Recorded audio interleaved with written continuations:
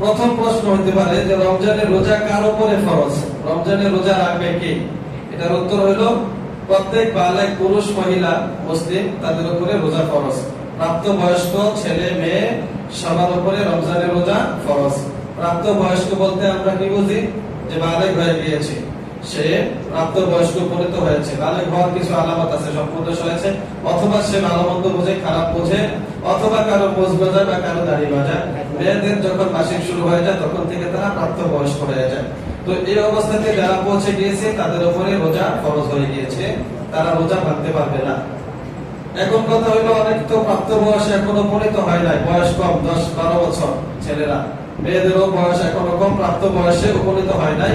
তো মা বাবার উচিত হবে তাদেরকেও রোজা রাখানো, 7 বছর হয়ে গেলেই রোজা অভ্যস্ত করা। আস্তে আস্তে সে 10 বছর হয়ে গেলে সে যেন সবগুলা রোজা রাখতে পারে। প্রথম বছর 2টা রাখলো, পরের বছর আরো 2টা, এইভাবে বাড়তে বাড়তে দেখা যায় 2-3 বছরে বাচ্চা অভ্যস্ত হয়ে যায়। যখন প্রাপ্ত বয়স্ক হয়ে যায় 12 বছর, তখন তার রোজা রাখতে সমস্যা হয় না। এখন অনেকে দেখা যায় যে অনেক বয়স, যুবক বা সুস্থ সবল, কিন্তু রোজা রাখতে পারে না, লুকিয়ে লুকিয়ে রোজা ভেঙে ফেলে, বা অনেক সময় এসে বলে যে কষ্ট হয়ে যায়, এই সমস্যা ওই সমস্যা। কিন্তু এই লোকটা যদি ছোটবেলা থেকে রোজা রেখে অভ্যাস করতো, 5-7 বছর থেকে যদি উনি অভ্যাস করতেন, তাহলে ওনারা এই সমস্যাটা হইতো না। এজন্য 7-8 বছর হইলে রোজা রাখায় অভ্যস্ত করা বাচ্চাদেরকে। এরপরে 12 বছর হয়ে গেলে ছেলেদের আর মেয়েদের আরো কম থাকতে, যখন তারা প্রাপ্ত বয়সে উপনীত হয়ে যায়, বাধ্যতামূলক রোজা রাখার জন্য মা বাবা তাদেরকে চাপ প্রয়োগ করবে। রমজানের রোজা নিয়ত করা কি জরুরি? হ্যাঁ, নিয়ত করা জরুরি। প্রত্যেক দিন রোজার জন্য নিয়ত করতে হবে, এবং এই নিয়তটা অতীব জরুরি। রোজা যেমন ফরজ, নিয়ত করাও ফরজ। নিয়তটা কিভাবে করবেন? আগে আমরা ছোটবেলা দেখতাম মসজিদে বা বিভিন্ন জায়গায় লেখা থাকতো, নাওয়াইতু আন আসুমা গাদান মিন শাহরি রমাদানিল মুবারাকি ফারদাল্লাকা ইয়া আল্লাহু ফাতাকাব্বাল মিন্নি ইন্নাকা আনতাস সামিউল আলিম, এরকম লম্বা একটা নিয়ত লেখা থাকতো। তো এই নিয়তটা হাদিসে নির্ভরযোগ্য কোন কিতাবে এইভাবে আরবি ইবারতে আসে নাই। কি করতে হবে? নিয়ত করা। এটা বিশুদ্ধ কথা হলো ইচ্ছা করা, মনে মনে সংকল্প করা যে আমি আজকে রোজা রাখতেছি, আজকে রোজা রাখবো। এই কথাটা মনের ভিতরে আনতে হবে, এতটুকু আনা জরুরি, এটা ফরজ। তো আরবিতে নিয়ত যদি কেউ করতে চান, বললেন অন্তরে নিয়ত থাকবে যে আমি রোজা রাখতেছি, বাস এই কথাটা হলো আসল। আরবিতে বলেন আর বাংলাতে বলেন আর নাই বলেন, মনে মনে থাকলেই যথেষ্ট হবে, তবে নিয়ত করতে হবে। নামাজের ক্ষেত্রে এটা, নামাজের মধ্যে নিয়ত করা ফরজ। তারাবির সময় বললাম, প্রত্যেক 2 রাকাতের সময় নতুন করে নিয়ত করা যে আমি তারাবি পড়তেছি 2 রাকাত। এই কথাটা এই আল্লাহু আকবার বলার আগে মনের ভিতরে আনতে হবে। কিভাবে নিয়ত করতে হবে? এটা বললাম কিভাবে নিয়ত করতে হবে, যে মনে মনে সংকল্প করা। কেউ যদি চায় মুখেও বলতে পারে। নিয়ত কখন করা উত্তম? রাতে নিয়ত না করলে কখন পর্যন্ত নিয়ত করা যাবে? নিয়ত করা উত্তম হলো রাতের বেলা, সাহারি খাওয়ার আগে অথবা পরে, বা সাহারি খাওয়ার সময় নিয়ত করলাম যে আমি আগামীকালকে বা আগামীকালকে না আজকে রাত্রে মাগরিবের পর থেকেই আরবি দিন শুরু হয়ে যায়। মানে এই যে আজকে আমরা জুমার দিনে উপনীত হয়েছি, তো গতকাল মাগরিবের নামাজের পর থেকে কিন্তু জুমা শুরু হয়ে গেছে। সারাটা রাত্র ছিল জুমার রাত্র, আর এখন দিনটা চলতেছে জুমার দিন। পুরো রাত্র নিয়ত করতে পারবেন, মাগরিব থেকে নিয়ে একেবারে সাহারির সময় শেষ হওয়ার আগ পর্যন্ত, এটা একটা রাত্র। এই সময়টাতে যে কোনো সময় নিয়ত করতে পারেন, এটা হলো উত্তম। এছাড়া কেউ রাতে নিয়ত করলো না, সাহারি খায় ঘুমায় গেছে, বা নিয়ত নাই, এমনি ঘুমের ভাব কোনো রকমে খায়া ঘুমায় গেছে, ওনার জন্য অপশন হলো উনি পরের দিন সূর্য হেলার 1 ঘন্টা আগ পর্যন্ত নিয়ত করতে পারবেন। মানে হলো সূর্যটা হেলে যায় সাধারণত 12টার সময়, কিছু আগে পিছ হতে পারে। তো আপনি 11টার আগে, সকাল 11টার আগে নিয়ত করলেও নিয়ত হয়ে যাবে। তবে উত্তম হলো রাতের বেলায় রোজা নিয়ত করে নেওয়া। প্রতিদিন নিয়ত করতে হবে নাকি একদিন করলে চলবে? প্রতিদিনই নিয়ত করতে হবে। নিয়ত প্রতিদিন, রোজার সময় প্রতি রোজার জন্য প্রতিদিন নিয়ত করতে হবে। এক নিয়তে পুরো 1 মাস পার করা যাবে না, যে বস একবার তো নিয়ত করলাম এবার সারা মাস আর নিয়ত না করি, না, এভাবে না, প্রতিদিন নিয়ত করতে হবে। নিয়ত করার পরে সময় থাকলে কিছু খেতে পারবে কিনা, নিয়ত করছেন এখনো সাহারির সময় আছে, তো আবার কিছু খাইলেন, এর দ্বারা আপনার নিয়ত ভাঙা গেছে, এরকম না। মনে করেন সাহারি কিছু খাইয়া নিয়ত করলেছেন যে আজকে ইনশাআল্লাহ আমি রোজা রাখবো, কিন্তু পরে আবার কিছু খাইলেন, সাহারির সময় যেহেতু আছে খাইলেন, তো খাবার দ্বারা সমস্যা নাই, নতুন আর নিয়ত করতে হবে না। খাবার আগে যে নিয়ত করছেন এই নিয়ত দিয়ে চলবে। সাহারি খাওয়া কি? সাহারি খাওয়ার বিধান কি? সাহারি খাওয়ার বিধান হলো সুন্নাত। গত জুমাতে আমরা বলেছি সাহারি খাওয়ার বিধান সুন্নাত, এর মধ্যে অনেক বরকত আছে। নবী সাল্লাল্লাহু আলাইহি ওয়াসাল্লাম সাহারি খেয়েছেন, সাহাবায়ে কেরামও খাইতেন, এবং নবীজি খাওয়ার জন্য আদেশও করেছেন। কেউ খাইতে না পারলো তাহলে রোজা হয়ে যাবে, সমস্যা নাই। এর জন্য সে রোজা ভাঙবে না, যে সাহারি খাইতে পারছে না রোজা ভাঙা হইতো না, এরকম বলবে না। বরং সাহারি না খাইলেও রোজা হয়ে যাবে, তবে খাওয়াটা উত্তম, এর মধ্যে অনেক বরকত আছে। সাহারি কখন খাওয়া উত্তম, দেরি করে নাকি আগে আগে? সাহারি খাওয়া উত্তম হলো দেরি করে। দেরি করে আবার এরকম না যে মুয়াজ্জিন সাহেব আযান দিয়ে দিয়েছে তখন আপনি খাইতেছেন, এটা না। সাহারি সময় শেষ হওয়ার আগে শেষ করতে হবে, সতর্কতামূলক 5-10 মিনিট আগে শেষ করা। তো আগে আগে খাওয়া উত্তম না। এটা কখন, মানে অনেকে 12টা 1টা 2টার দিকে সাহারি খায় ফেলে, এটা উত্তম না। বরং শেষ সময়টাতে সাহারি খাওয়া, সাহারি খাওয়ার পরে যেন 5-10 মিনিট সময় থাকে এরকম, অনেক আগে আগে খাওয়াটা উত্তম না, বরং শেষে খাওয়াটা উত্তম। ইফতার কখন খাওয়া উত্তম? ইফতার খাওয়া আবার তাড়াতাড়ি উত্তম। ইফতারের সময় হয়ে গেলে দেরি না করে তাড়াতাড়ি খেয়ে ফেলা, নামাজের আগে আগে ইফতারি করে ফেলা, এটা উত্তম। আর সাহারির সময় তো সারা রাত্রই থাকে, এর জন্য আপনি শুরু রাত্রে খেয়ে যাবেন এমন না, বরং শেষ রাত্রে খাওয়া উত্তম। সাহারি শেষ রাত্রে খাওয়া উত্তম দেরি করে, আর ইফতার শুরু রাত্রে সময় হওয়ার সাথে সাথে খেয়ে ফেলা উত্তম। ইফতারের দোয়া, আল্লাহুম্মা লাকা সুমতু ওয়া আলা রিজকিকা আফতারতু। পারি না সবাই আমরা এটা? বলেন, আল্লাহুম্মা লাকা সুমতু ওয়া আলা রিজকিকা আফতারতু। এতটুকুই। আল্লাহুম্মা লাকা সুমতু ওয়া আলা রিজকিকা আফতারতু। আল্লাহুম্মা লাকা সুমতু ওয়া আলা রিজকিকা আফতারতু, এই কারণটার মধ্যে আছে। আবার এই দোয়াটা অনেক জায়গায় আরো একটু বড় করে লেখা থাকে, তো ওইটা করলে পারেন, এখানে যে ছোটটা আছে এটাও করতে পারেন। ইফতারের পরে একটা দোয়া আছে, এটা আমরা অনেকে জানি না। ইফতারের পরে দোয়াটা পড়বো, এই দোয়াটা সবাই একবার আমার সাথে পড়েন। যাহাবাজ জামাউ ওয়া বিতাল্লাতিল উরুকু ওয়া সাবাতাল আজরু ইনশাআল্লাহ। এটা কিন্তু নতুন শুনছেন, এজন্য পারতেছেন না। তো এটা দেখে নেবেন মোবাইলের মাধ্যমে অথবা বিভিন্ন বই পুস্তক আছে, এখান থেকে শিখে নেবেন। নবীজি সাল্লাল্লাহু আলাইহি সাল্লাম এই দোয়াটা পড়তেন। এই দোয়াটার অর্থ কিন্তু অনেক সুন্দর। এটার অর্থ হলো যে পিপাসা দূর হয়েছে, এই আবার শিরা উপশিরাগুলো ভিজে গিয়েছে, এবং ইনশাআল্লাহ আশা করি আল্লাহ তাআলা রোজার প্রতিদান লিখে ফেলেছেন। সুবহানাল্লাহ, সুন্দর কথা না এটা? নবীজি এই দোয়াটা পড়তেন সব সময়। আচ্ছা, এরপর হলো রোজা ভঙ্গের কারণ। কি কি কারণে রোজা ভেঙে যায়? এক নম্বরে দিনের বেলায় ইচ্ছাকৃতভাবে পানাহার করা বা স্ত্রী সহবাস করা, যারা বিবাহিত আছে তাদের জন্য। তো ইচ্ছাকৃতভাবে কেউ পানাহার করলো বা বিবাহিত যারা আছেন ওনারা মেলামেশা করলেন, এর দ্বারা রোজা ভেঙে যাবে। দ্বিতীয় নম্বর কারণ, বিড়ি সিগারেট হুক্কা পান ইত্যাদি কেউ পান করলো। বিড়ি সিগারেট হুক্কা, মনে করেন এটা তো পেটের ভিতরে যায় না, ধোয়া মুখে নিচে আবার ছেড়ে দিছি না, এর দ্বারাও রোজা ভেঙে যাবে। সময় শেষ হয়ে গেছে জানা সত্ত্বেও, জানে সময় শেষ, ক্যালেন্ডারে দেওয়া আছে এই কত সময় শেষ হয়, 11 বা আজকে 12 গেছে, সময় শেষ, সময় শেষ 10 হয়ে গেছে, কিন্তু আপনি ক্যালেন্ডারের উপর ভরসা না করে মনে করতেছেন কই মুয়াজ্জিন সাহেব এখনো কয় নাই, অথবা আযান তো দেয় নাই, এটা জানার পরও আপনি খানা খাইতেছেন, তো এর দ্বারা রোজা ভেঙে যাবে। এই যে কয়েকটা কারণ বললাম, এগুলোর দ্বারা রোজা তো ভাঙবেই, বরং এগুলোর জন্য কাফারাও দিতে হবে, কাজাও আদায় করতে হবে, কাফারাও দিতে হবে।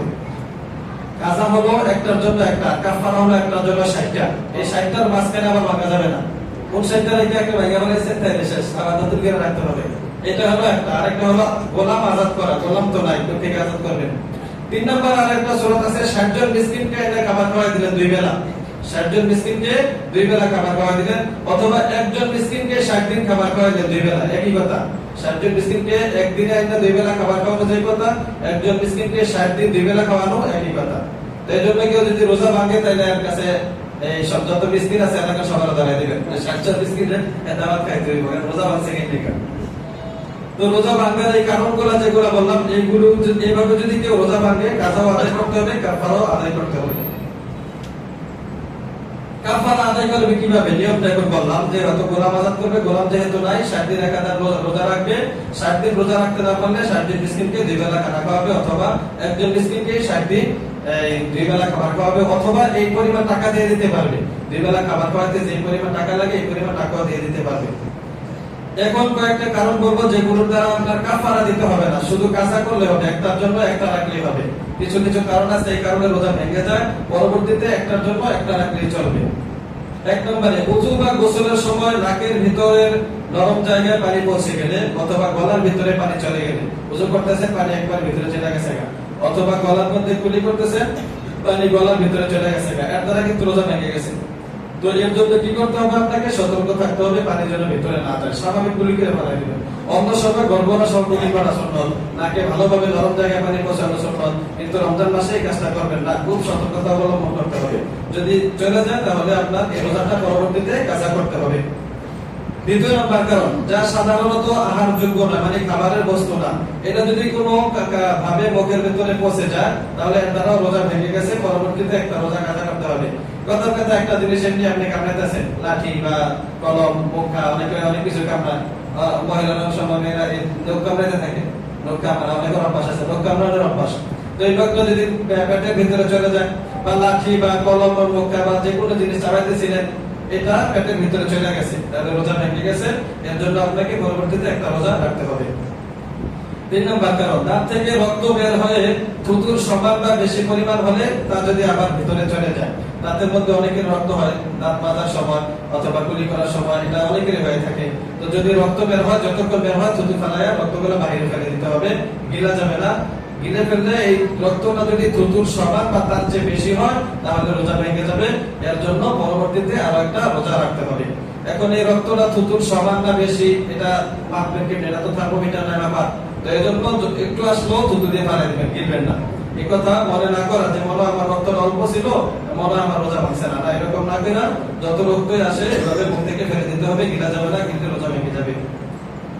4 নম্বরে, যারা প্রাপ্তবয়স্ক ছেলেরা আছে বা বদভ্যাসের কেউ আছে, হস্তমৈথুন বা অন্য কোনো ভাবে যদি বীর্যপাত করে থাকে, এর জন্য তার রোজাটা ভেঙে যাবে, পরবর্তীতে রোজা এটা কাজা করতে হবে। কিন্তু এই কাজটা অত্যন্ত লাঞ্ছনাযোগ্য অপরাধ, এটা অনেক বড় গুনাহ। এই গুনাহ থেকে আল্লাহ তাআলা আমাদেরকে হেফাজত করুক, আমিন। মুখে বমি চলে আসার পর তা ইচ্ছাকৃতভাবে গিলে ফেললে, মুখে বমি চলে আসার পর তা ইচ্ছাকৃতভাবে গিলে ফেললে, যদিও তা অল্প পরিমাণ হয়, এর দ্বারা রোজা ভেঙে যাবে। মুখে বমি আসা করছে, যদি অনিচ্ছাকৃতভাবে এমনি বমি আসছে, বমি আসলে কিন্তু রোজা ভাঙবে না। স্বাভাবিক বমি আসছে পালাই দিবেন, রোজা ভাঙবে না। তো রোজা ভাঙবে কখন? বমি আসার পরও আবার গিলা ফেলছেন, যে না বমি আসতে দিব না, এরকম জোর করে গিলা ফেলছেন, তাহলে এর দ্বারা রোজা ভেঙে যাবে। স্বাভাবিক প্রক্রিয়া যদি বমি আসে তাহলে রোজা ভাঙবে না। আবার ইচ্ছাকৃত যদি কেউ বমি করে তাহলে কিন্তু রোজা ভেঙে যাবে। কথার কথা, মনে করেন আপনার গলায় কিছু চলে গেছে, এখন আপনি মনে করতেছেন এটা বাইর করতেই হবে, অনেক চেষ্টা সাধনা করে এটা বাইর করছেন, কিন্তু বমির মাধ্যমে, তাহলে এটা তো বাইর করছেন, কিন্তু বমি যে করছেন ইচ্ছাকৃত, এজন্য রোজা ভেঙে গেছে। ইচ্ছাকৃত বমি করলে রোজা ভেঙে যাবে, আর অনিচ্ছাকৃত বমি আসলে রোজা ভাঙবে না। রোজা অবস্থায় মাসিক ঋতুস্রাব শুরু হয়ে গেলে, বা বোনেরা অনেক সময় রোজা রাখতেছে দিনের বেলা, তাদের যদি মাসিক শুরু হয়ে যায় তাহলে এই রোজা ভেঙে গেছে। যতদিন মাসিক চলে ততদিন উনি রোজা রাখবেন না, পরে এই দিনগুলো কাজা করবেন। নাকে ওষুধ বা ড্রপ দিলে তা যদি গলার ভিতরে চলে যায়, স্বাভাবিক চলে যায়, নাকের ভিতরে ওষুধ ড্রপ দিলে এভাবে দিলে তো বাড়িয়ে দেবো, আপনি তো একটু ধুয়ে দিতে পারেন। তো নাকের ভিতরে কিছু না দেওয়া, ওষুধ ড্রপ ঠান্ডার জন্য অনেকে দিতে চায়, রোজা অবস্থায় এটা দিবেন না, রাত্রে এটা ব্যবহার করবেন, দিনের বেলা না, তারা রোজা ভেঙে যায়। মলদারের ভিতর ওষুধ বা পানি গেলে, পায়খানার রাস্তা বা মলদারের ভিতর যদি ওষুধ বা বুঝ বা পানি কিছু ব্যবহার করে, তাহলে রোজা ভেঙে যাবে, তাহলে এই রোজাটা পরবর্তীতে কাজা করতে হবে। সুবহে সাদেকের পর সাহারির সময় আছে মনে করে পানাহার বা স্ত্রী সঙ্গম করবে। সুবহে সাদেক আগে কিন্তু একটা মাসালা এরকমই গেছে, খেয়াল করে দুইটা পার্থক্য। এই মাসালাটা হলো সুবহে সাদেকের পরে এখন যে সময় শেষ, মানে সাহারির সময় শেষ, এটা আপনি জানেন না, না জানলে খেতেছেন, কিন্তু পরে দেখবেন ভাই 2 মিনিট আগে 1 মিনিট আগে তো সময় শেষ হয়ে গেছে, এখন কি করি? এখন আপনার রোজা ভেঙে গেছে, এর জন্য একটা রোজা পরে কাজা করতে হবে। আর একটু আগে যে কাহিনীটা বলছিলাম যে ওইখানে আপনি জানেন সময় শেষ, জানার পরও আবার খাইতেছেন, কি জন্য? যে মুয়াজ্জিন সাহেব এখনো শেষ করে নাই, মাইকে তো এখনো আযান দেয় নাই, তো এই অজুহাত দিয়ে যদি খান তাহলে এটার জন্য কাফারা আদায় করতে হবে, কিন্তু 60টা রোজা। আর এখানে হইলো আপনি জানেন না, খানা খাইতেছেন 1 মিনিট পর হয়ে গেছে, এর দ্বারা রোজা ভেঙে গেছে, পরবর্তীতে রোজা কাজা করে নিতে চলবে। আর ওই যে আগে বললাম ওইটা হলো গাওলামি এক প্রকার, যে না কই আযান তো শুনি নাই, মুয়াজ্জিন সাহেব কয় না, বাংলা এটা মুয়াজ্জিন সাহেবের দোষ, এই কথা চলবে না। আপনি সবার প্রতি অবগত থাকতে হবে, মুয়াজ্জিন সাহেবের মাইকের উপরে ভরসা করা যাবে না। অনেক জায়গায় মুয়াজ্জিন আগে পরে কয়ে ফেলে বলে, আবার অনেক সময় মুয়াজ্জিন সাহেবের এই সময় ইস্তেঞ্জার প্রয়োজন হয়েছে, জরুরতের প্রয়োজন হয়েছে, বাথরুমে গেছেন, তো নিকটে পারতেছেন না, তো আপনি যদি বসা থাকেন মুয়াজ্জিন সাহেব কইলে খানা বন্ধ করবেন, তাহলে কিন্তু রোজা ভেঙে যাবে।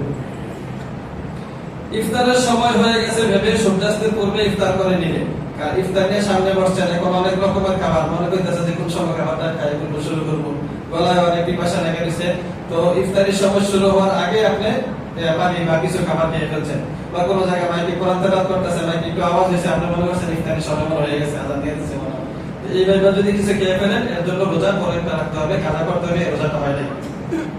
ভুলবশত পানাহারের পর ইচ্ছাকৃতভাবে পানাহার করা, ভুলবশত খাইলে রোজা ভাঙে না, ভুলে মনের ভুলে আপনার যে রোজা আছে এটা খেয়াল নাই, দোকানে যে একটা কিছু খেয়ে ফেলেছেন বা ঘরের মধ্যে কিছু খাবার খেয়ে ফেলেছেন, এর দ্বারা কিন্তু রোজা ভাঙবে না। কিন্তু এরপরে আবার ইচ্ছাকৃতভাবে খেয়ে ফেললেন যে কই আমি তো খেয়ে গেছি, মনে আমার রোজা ভেঙে গেছে, যা এখন ইচ্ছাকৃতভাবে খেয়ে ফেলি। এই ইচ্ছাকৃতভাবে খাওয়ার কারণে রোজাটা ভাঙছে, ভুলে খাওয়ার কারণে রোজা ভাঙবে না। ইনহেলার ব্যবহার করলে, ইনহেলার একটা শিশির মধ্যে ওষুধ জাতীয় কিছু থাকে, যারা হাঁপানি রোগী বা একজিমা এরকম বিভিন্ন রোগী আছে, এটা ব্যবহার করে, ঠিক দিলে ধোঁয়া বের হয় এটা থেকে, ধোঁয়াটা ভিতরে নিলে শ্বাসকষ্ট কম হয় হাঁপানি রোগীদের, বা যারা ব্যবহার করে ওনারা বুঝবেন। এটা ব্যবহার করার দ্বারা রোজা ভেঙে যায়, কারণ এটা তো ধোঁয়া ভিতরে যায়, বিড়ি সিগারেটের ধোঁয়া যেমন ভিতরে যাওয়ার কারণে রোজা ভেঙে যায়, ইনহেলার কেউ ব্যবহার করলেও রোজা ভেঙে যাবে। এখন এই অসুস্থ রোগী কি করবেন, উনি যদি ইনহেলার ব্যবহার না করে থাকতে পারেন না, তাহলে উনি রোজা বন্ধ রাখবেন, এগুলো যখন সুস্থ হন তখন উনি কাজা করে নেবেন। যেসব কারণে রোজা ভাঙে না, অথচ অনেকে মনে করে থাকে রোজা ভেঙে গেছে, এখন এগুলো বলবো যে এই কারণে রোজা ভাঙে না, কিন্তু আমরা অনেকে মনে করি রোজা ভেঙে গেছে, এই রোজা ভেঙে গেছে মনে করে ইচ্ছাকৃতভাবে খানা খাওয়া শুরু করে দিই। এই কারণগুলো কি? এক নম্বরে ভুলে পানাহার করে ফেললে, ভুলে খাইতেছেন, এটা বললাম একটু আগে, তাহলে রোজা ভাঙবে না, পান করলে বা খাইলে রোজা ভাঙবে না। তবে স্মরণ হওয়া মাত্রই পানাহার ছেড়ে দিতে হবে। ভুলে খাবার খাইতেছেন, মনে হয়েছে মাত্র যে আপনি রোজা রাখছেন, তো সাথে সাথে খাবার ছেড়ে দেওয়া, মুখের ভিতরে যেটা আছে এটাও ফেলে দেওয়া। তাহলে ভুলে খাবার খাইলে রোজা ভাঙে না। ভুল মানে হলো মনে ছিল না রোজার কথা, এই অবস্থা খেয়ে ফেললে। দ্বিতীয় নম্বর, চোখে ওষুধ বা সুরমা লাগালে, চোখের মধ্যে ওষুধ বা সুরমা লাগাইলেও রোজা ভাঙবে না। রাতে গোসল ফরজ হলে সবে সাদেকের করবে, গোসল করতে না পারলে, রাতের বেলা গোসল ফরজ হয়েছে, স্বপ্নদোষ অথবা বিবাহিত লোকের স্ত্রীর সাথে ছিলেন, যার কারণে গোসল ফরজ হয়েছে। এখন সাহারি খাওয়ার আগে আর গোসল করেন নাই, তো সাহারি খাওয়ার আগে গোসল না করলেও সমস্যা নাই, রোজার কোনো সমস্যা নাই। ফজর নামাজের সময় গোসল করে নিলেই চলবে। ফজর নামাজে যখন পড়বেন, নামাজের আগ মুহূর্তে গোসল করে নেবেন, এই গোসল ফরজ হওয়া অবস্থায়ও সাহারি খাওয়া যাবে, এর দ্বারা রোজা ভাঙবে না। তবে উচিত হলো পাক পবিত্র হয়ে সাহারি খাওয়া। অনিচ্ছাকৃত ভাবে বমি আসলে এর দ্বারা রোজা ভাঙে না। অনেকে মনে করে রোজা ভেঙে গেছে, কিন্তু অনিচ্ছাকৃত বমি আসলে রোজা ভাঙবে না। এমনি ভাবে নিজে নিজে ভিতরে চলে গেলে, বমি একটু আসে আমার ভিতরে চলে গেছে, এর দ্বারাও রোজা ভাঙবে না। তাহলে রোজা ভাঙে বমি কখন? ইচ্ছাকৃত ভাবে করলে, অথবা বমিটা আসার পরে আপনি ইচ্ছাকৃত গলার ভিতরে ঢুকাই দিয়েছেন, এর দ্বারা রোজা ভেঙে যাবে। অনিচ্ছাকৃত ভাবে বমি করলে রোজা ভাঙবে না। আবার বমি আসার ভিতরে নিজে নিজে চলে গেলেও রোজা ভাঙবে না। শরীর বা মাথায় তেল ব্যবহার করলে, তেল ব্যবহার করলেও রোজা ভাঙবে না। শরীরে বা মাথায় তেল বা যে কোনো পোশাকের ব্যবহার করলে শুরু করলে, এর দ্বারা রোজা ভাঙবে না। মশা মাছি, ধোঁয়া, ধুলাবালি ইত্যাদি অনিচ্ছাকৃত ভাবে গলায় চলে গেলেও রোজা ভাঙবে না। অনেক সময় মশা মাছি চলে যায়, গাড়ি চালাতে গেলে বা গাড়ি চলতে রাস্তাঘাটে ধুলাবালি চলে যায়, তো এর দ্বারা রোজা ভাঙবে না, কোনো সমস্যা নেই। অচেতন বা বেহুশ হয়ে গেলেও রোজা ভাঙবে না। বেহুশ হয়ে গেছে, অজ্ঞান হয়ে গেছে যে কোনো কারণে, এর দ্বারা রোজা ভাঙবে না। ইনজেকশন নিলেও রোজা ভাঙবে না। ডায়াবেটিস রোগীর ইনসুলিন নেয় বা অনেকে ইনজেকশন নেয়, এর দ্বারাও রোজা ভাঙবে না। বাচ্চাকে দুধ পান করালেও রোজা ভাঙবে না। রক্ত দেওয়া, রক্ত দিলেও রোজা ভাঙবে না। অনেক রোগীকে অনেক সময় রমজান মাসে রক্ত দিতে হয়, রক্ত দিলেও রোজা ভাঙবে না। তবে এই পরিমাণ রক্ত না দেওয়া, যার কারণে রক্তদাতা অসুস্থ হয়ে যান, দুর্বল হয়ে যান, দুর্বল হয়ে গেলে উনি এই পরিমাণ রক্ত দিবেন না। যারা দুর্বল আছেন ওনারা রক্ত দিলেন, যদি কষ্ট হয়ে যায় ওনারা রক্ত দিবেন না। সবল যারা, শক্তিশালী যারা, ওনারা রক্ত দিবেন রমজানে। দুর্বল লোক যদি রক্ত দিয়ে ফেলবে, এরপরে সারাটা দিয়ে অসুস্থ ছিল, দুর্বল ছিল, আপনারাও রোজা ভাঙবে না, মাকরু হবে, কিন্তু ওনার রোজা ভাঙবে না রক্ত দিলে। কানের মধ্যে ড্রপ দিলে, কানে ড্রপ দিলে এর দ্বারা রোজা ভাঙে না। আর যদি কারো কান অনেক সময় পর্দা ফাটা থাকে, ছিদ্র থাকে, এটা স্বাভাবিক, অনেকের হয়ে থাকে, অনেকের হয় না। স্বাভাবিক অবস্থায় সবার কান ঠিক থাকলে এর দ্বারা কানে ড্রপ দিলে রোজা ভাঙবে না, কিন্তু নাকে ড্রপ দিলে রোজা ভেঙে যাবে। আর যদি কানের কারো ড্রপ এই পর্দা ফাটা থাকে, ছিদ্র থাকে, যে ড্রপ দিলে সাথে সাথে গলায় চলে যায়, অসুস্থ এরকম কেউ দেখা থাকে, তাহলে ওনার রোজা ভেঙে যাবে, উনি এটা পরে কাজা করে নেবেন। স্বাভাবিক সুস্থ মানুষ কানে ড্রপ দিলে রোজা ভাঙবে না। কি কি কারণে রোজা মাকরুহ হয়? এক নম্বর, এমন কোন কাজ করা যার দ্বারা শরীর দুর্বল হয়ে যায়। এখন যারা কাজ করে সাধারণত সবগুলা কাজের দ্বারাই তো শরীর দুর্বল হয়, তো কাজে একটু কমায় করার চেষ্টা করা। এই জন্য আমরা রমজানের আগে বলেছিলাম যে যারা আমরা দিন মজুর বা দিনের দিনে কাজ করে এই টাকা খাইতে হয়, এটা দিয়ে সংসার চালাতে হয়, আগ থেকে কিছু টাকা জমায় রাখা, রমজান মাসের জন্য কিছু কম কাজ করলেও চলে। বেশি কাজ করা বা বেশি খেলাধুলা করা, অনেক যুবক ভাইরা রমজানেও খেলে, এরকম খেলার পাগল আছে না অনেকে, খেলার পাগল অনেকে আছে, এরা রমজানের রোজা থেকেও খেলে, মানে না খেলে ভালোই লাগে না, বিকেল বেলাও খেলে। তো এই কাজগুলো করা উচিত না। রমজানে রোজা রেখে এমন কাজ করা উচিত না যেগুলো দ্বারা শরীর দুর্বল হয়ে যায়। গীবত, মিথ্যা, গালিগালাজ করা অথবা যে কোনো ধরনের গুনাহ করা। কথা বলতে গেলে অনেকেই অনেকের গীবত বলে ফেলেন, মিথ্যা বলে ফেলেন, গালিগালাজ করেন, তো এই জন্য রমজানে কথা কম বলা, এই বেশি কথার দ্বারা রোজা মাকরুহ হয়ে যায়। কেউ যদি ঝগড়া করতে চায়, হাদিসের মধ্যে আছে নবীজি সাল্লাল্লাহু আলাইহি সাল্লাম বলেন, রমজানের রোজা অবস্থায় তোমাদের সাথে কেউ ঝগড়া করলে তুমি তাকে বলে দিবা দুইবার, ইন্নী সাইমুন, ইন্নী সাইমুন, যে আমি রোজা রাখছি, আমি রোজা রাখছি, আমি তোমার সাথে ঝগড়া করতে রাজি না। এজন্য ঝগড়া এড়িয়ে চলা রমজান মাসে আর বেশি কথা না বলা, বেশি কথা বলতে গেলে রোজা কি মাকরুহ হয়ে যাওয়ার সম্ভাবনা আছে। কার কার জন্য রোজা না রাখার অনুমতি আছে? অনেকে রোজা রাখি না, কিন্তু আমার জন্য রোজা রাখার অনুমতি নাই, রোজা ভাঙার অনুমতি না, রোজা রাখতে হবে। আবার কিছু লোক আছে তাদের জন্য রোজা ভাঙার অনুমতি আছে। এক নম্বর হলো মুসাফির ব্যক্তি, সফরে আছে, 48 মাইলের দূরত্ব উনি অতিক্রম করার নিয়তে ঘর থেকে বের হয়েছেন, বিদেশে যেতেছেন বা অনেক দূরে কোথাও যেতেছেন। এই অবস্থায় উনি কষ্ট অনুভব করলে রোজা ভাঙতে পারবেন, অনুমতি আছে। পরবর্তীতে এটা কাজা করে নেবেন। এখান থেকে আপনি দূরে কোথাও যাচ্ছেন যেটা 48 মাইলের বেশি, কিলোমিটার অনুযায়ী 76-77 কিলো বা তার চেয়ে একটু বেশি হতে পারে। তো এতটুকু দূরত্বে কেউ যদি যাওয়ার ইচ্ছা করে তাহলে উনি রোজা ভাঙতে পারবেন। কষ্ট অনুভব করলে, স্বাভাবিক থাকলে রোজা ভাঙবেন না, উচিত হলো রোজা রেখে দেওয়া। যদিও ভেঙে ফেলেন ওনার জন্য জায়েজ আছে, উনি পরবর্তীতে কাজা করতে পারবেন।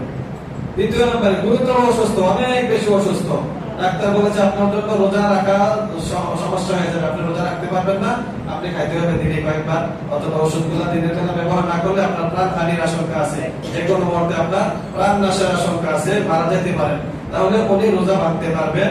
পরবর্তীতে এই রোজাগুলো কাজা করে নেবেন। 3 নম্বরে গর্ভবতী মায়েরা, অনেক সময় বাচ্চা পেটে আসার পরে একটা সময় এরকম হয়ে যায় যে এই অবস্থায় উনি ক্ষুধার্ত থাকতে পারেন না, অনেক বেশি খাবার খেতে হয় বা খিদা থাকলে অনেক কষ্ট হয়ে যায়। তো এটার কারণে নিজেরও ক্ষতি হয়, অনেক সময় বাচ্চারও ক্ষতি হতে পারে। এজন্য উনি রোজা ভাঙার অনুমতি আছে। স্বাভাবিক সব অবস্থা না, গর্ভবতী অবস্থায় সব সময় না, যখন ওই সময়টা আসে, এটা আপনারা বোঝেন বা বোনেরা জানে কখন তাদের বেশি ক্ষুধা লাগে যে খাইতেই হয় বাধ্যতামূলক, তো তখন উনি রোজা ভাঙতে পারবেন, পরে এগুলো কাজা করে নেবেন। 4 নম্বরে দুগ্ধ দানকারিনী মা, যে মা বাচ্চাকে দুধ পান করান, বাচ্চা এখনো অন্য কিছু খাবার খাইতে পারে না, 6 মাসের কম, সাধারণত 6 মাস হলে বাচ্চা বাহিরের খাবার কিছু কিছু খেতে পারে। তো বাড়তি খাবার খাওয়ার আগ পর্যন্ত বাচ্চা শুধুমাত্র দুধের উপরে নির্ভর করে, এছাড়া তার কোনো খাবার নাই। এই অবস্থায় মা যদি রোজা রাখেন, দেখা যায় বাচ্চা দুধ পেতেছে না, তো ওনার জন্য এই অবস্থায় রোজা না রাখার অনুমতি আছে। তবে বাচ্চা যদি অন্য কিছু খাবার স্বাভাবিকভাবে অল্প খেতে পারে, কষ্ট হলেও রোজাগুলো রেখে দেওয়া। 5-6 মাস 7 মাস হলে বাচ্চা সাধারণত বাইরের কিছু খাবার খাইতে পারে, কিন্তু এখন মা রোজা রাখলে বেশি পরিমাণে দুধ পাবে না, অল্প দুধ পাবে, অল্প দুধ পাইলেও কষ্ট করে রোজাটা রাখা। একেবারে বাচ্চা কিছু খায় না, বাইরের খাবার শুধুই দুধ খায়, তো তখন মা রোজা ভাঙতে পারেন, অনুমতি আছে, পরবর্তীতে কাজা করে নেবেন।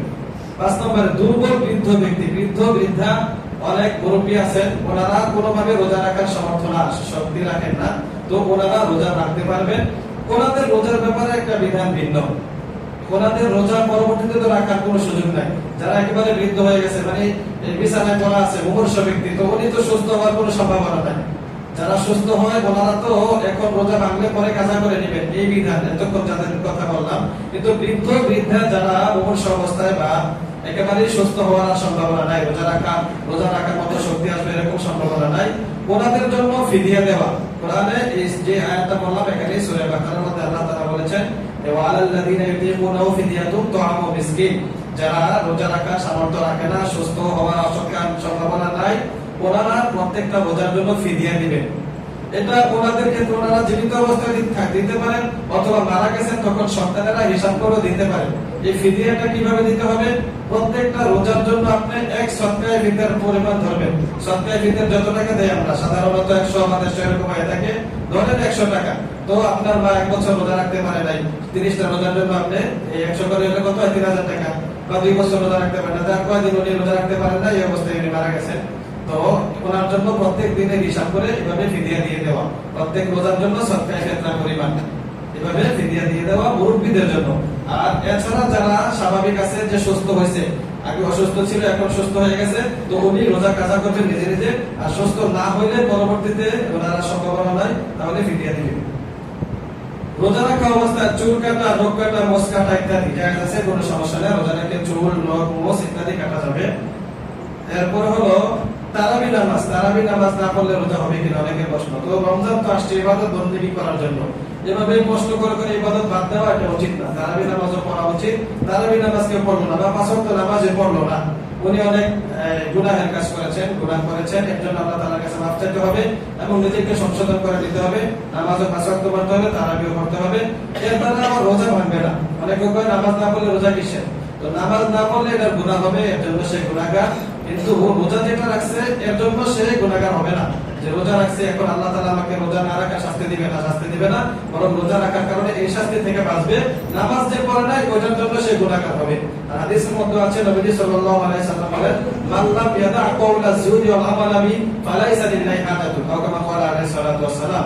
নবীজি বলেন, যে ব্যক্তি রোজা রাখে মিথ্যা কথা ছাড়তে পারলো না, গীবত ছাড়তে পারলো না, মন্দ কাজ ছাড়তে পারলো না, গুনাহের কাজে লিপ্ত রইলো, তো তার রোজার আল্লাহ তাআলার কাছে কোনো প্রয়োজন নাই। আল্লাহ তাআলা তার রোজা দিয়ে কোনো কিছু করবেন না, তার রোজা আল্লাহ তাআলা চান না।